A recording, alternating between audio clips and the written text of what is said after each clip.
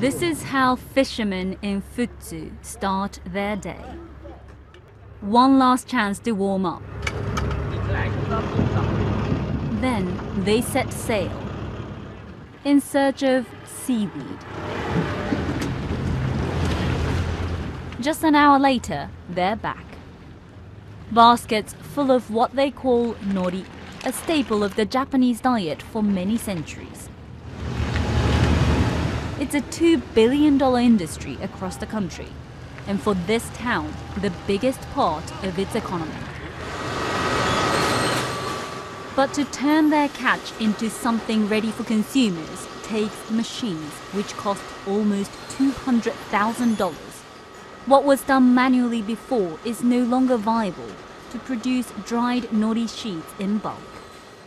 This aging industry is struggling to keep up and could badly use a boost, which it's not getting.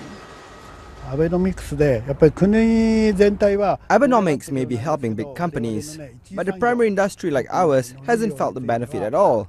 We are affected by the weather and oil prices for our boats, but we cannot decide how much our seaweed gets sold for. Selling it is also harder now. Mr. Nakazawa has been doing that for 40 years. When he started, there was no sales tax. Recently, it's been raised from 5 to 8%.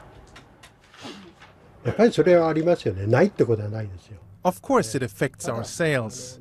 Customers get used to it after a while, but I can feel that they've been tightening their belts.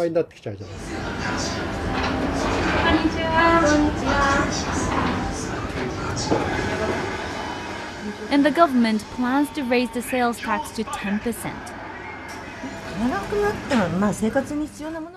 I only buy necessities now. After the tax hike, I hesitate to buy anything expensive.